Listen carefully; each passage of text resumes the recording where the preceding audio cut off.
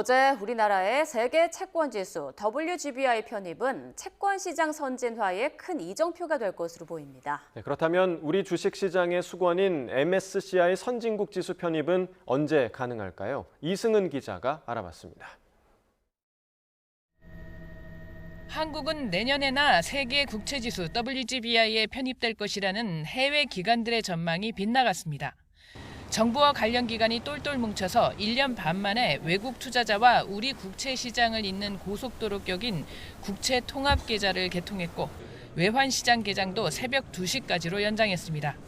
정부는 올해만 9번 해외 국채 투자 기관 대상 설명회를 열었고 지수 추종 자금의 30%를 차지하는 일본계 투자자 100곳과도 소통한 것으로 알려졌습니다.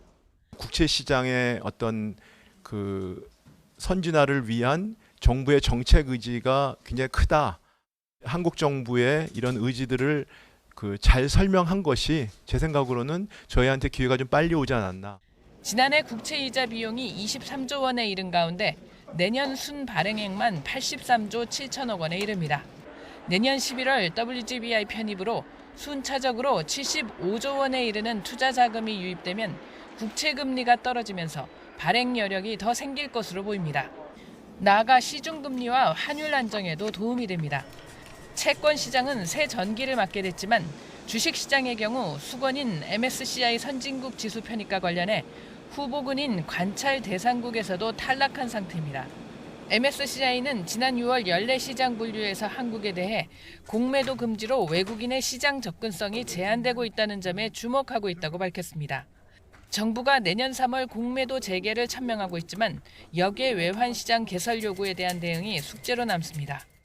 또 역의 외환시장의 오픈은 과거의 외환시장 위기의 어떤 트라우마가 있기 때문에 쉽지는 않다. 하지만 우리나라가 외환에 대한 어떤 선물한 시장이 상당히 좀 발달되어 있기 때문에 외국인들의 어떤 외환 딜링에 있어서 하등의 문제도 없다. 이런 부분들을 좀 잘 설득을 해 나갈 필요가 있습니다.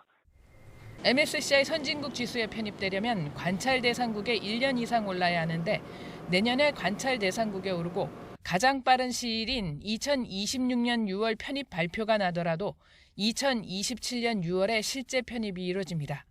YTN 이승은입니다.